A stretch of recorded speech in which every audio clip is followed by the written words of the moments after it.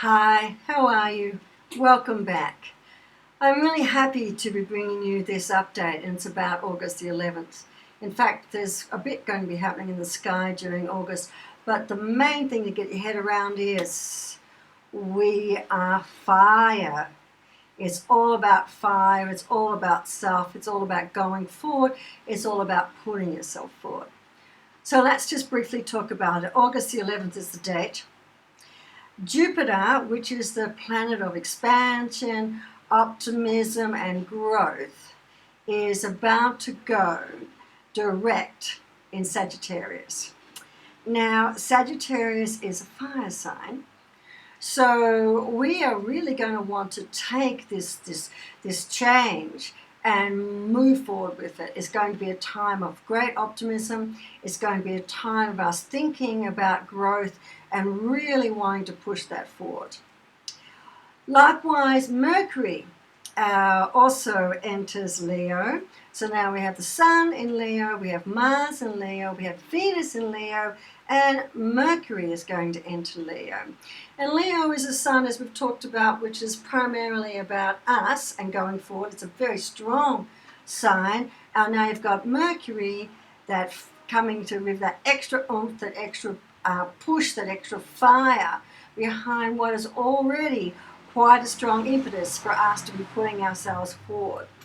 So it's going to be a time for us to have a great deal of assertion, a great deal of drive, a great deal of initiative, and feel we've got the personal strengths and the verbal acuity, me saying verbal acuity, and the written clarity to push that forward. And I think that's wonderful.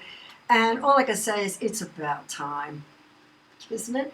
It's about time. But this is the really nice thing about the stars. We have this wonderful period of huge retrogrades, which we're still got a lot of planets in retrograde. We've got 4 planets in retrograde with Jupiter coming out, which is a chance to just slow things down, have a really good look at some of our decisions, re-go over our thinking, and get absolutely clear about what makes sense for us. That's had a lot of kick with these retro grades. Have had a lot of kick with these eclipse season that we've had in July, and that's also been pushing us forward. The last thing in the last video I didn't talk about was the new moon was actually a super new moon, which is interesting. We don't often talk about a super new moon, but it has a lot of impotence, it has a lot of push, and it's got a lot of drive. And I'm not kidding when I say this is a great time to push forward your agenda. It really is. The only thing I'm going to say, of course, is that everybody else is going to be wanting to push forward their agenda. So what should be happening is that after the 11th, we should be, for those of us who are feeling a bit flat and a bit tired, this often happens after the retrograde season and after the full moons, we should be feeling full of confidence, full of strength, and really wanting to push and take things forward.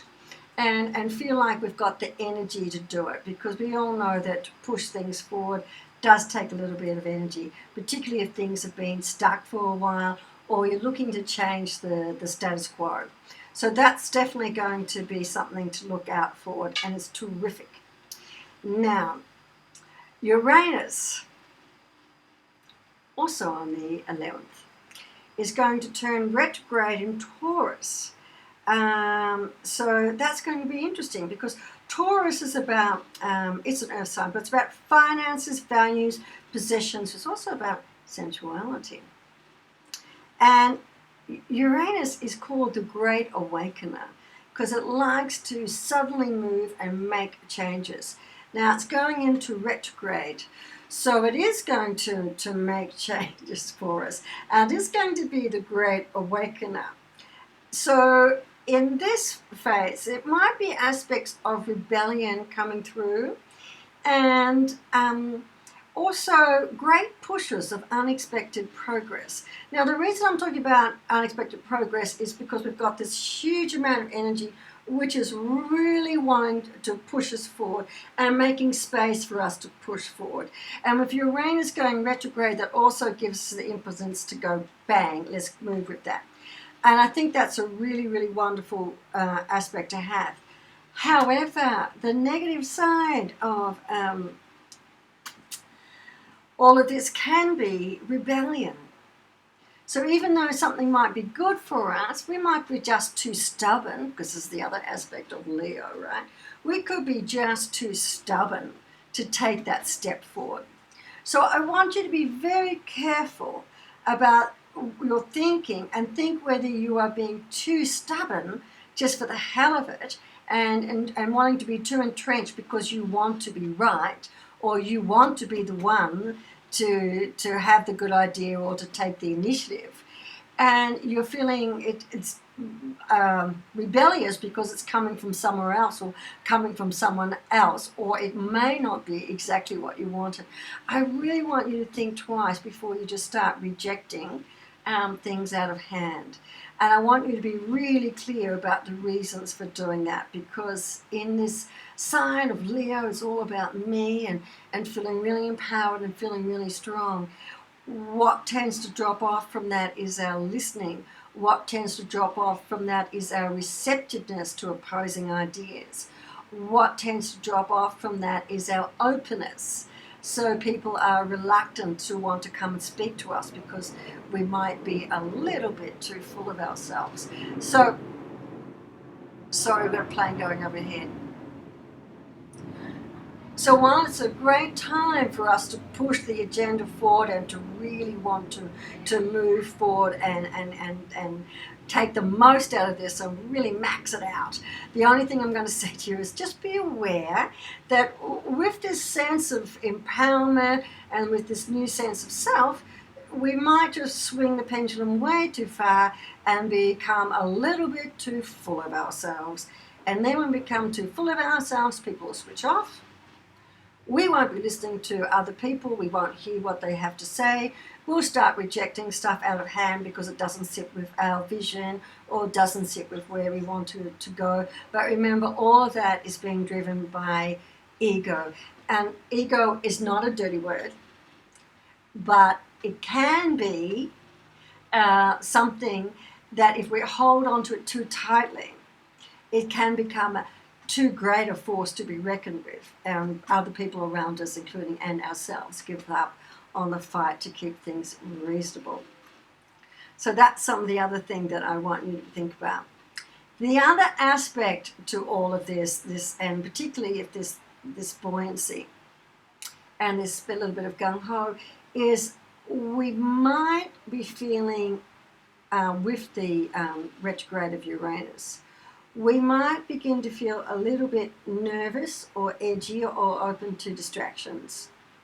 And given that Taurus is about values, possessions, finances, and our sensuality, you can see that if some of us have got issues around finance or around values, we might become distracted or nervous about moving forward with that or exploring that more fully. So that's something else perhaps just to be thinking about. But remember, wherever you feel these hesitancies or these nervousness, that's an opportunity to go in a little bit deeper and explore it and question yourself about why you're feeling this way. And remember, things should be moving ahead as they move ahead, as in things should fall into place. That doesn't mean we don't have to work at it, but things should fall into place. If you're moving ahead and you're moving too fast, and this can also happen with all of this power energy coming along, all this fire, all this Leo, all this bravery, you might leave other people behind. And if you leave other people behind, you will always have to stop and catch them up. Sometimes you need to leave people behind as you move forward. Sometimes you need to stop and make sure everybody is coming along with you, particularly if it's about important relationships and what you're moving ahead has an impact on that important relationship. All right. So I think all of that is beautiful. I'm so happy to be sitting here telling you that it's time to move forward and it's okay to be full of yourself and really be ready to move with your initiatives and to have a good time. Again, I think I mentioned this last time, just remember everybody else might also be wanting to have their say. So sometimes it takes a little bit longer to have the conversation. But the nice thing about this, the really nice thing about this, is if everyone is feeling empowered and everyone is feeling good about having their say, if we make a nice space for that, then you can have some really honest conversations. And for some of us, I think it's time to be having those honest conversations. And so you will find that this is a great time after the 11th to have any honest conversations you need to have. And the only person who will be difficult to have honest conversations with will be yourself. Okay, all right. Nice and quick. Lovely to see you. I'll do the tarot shortly. Okay, bye-bye. Take care.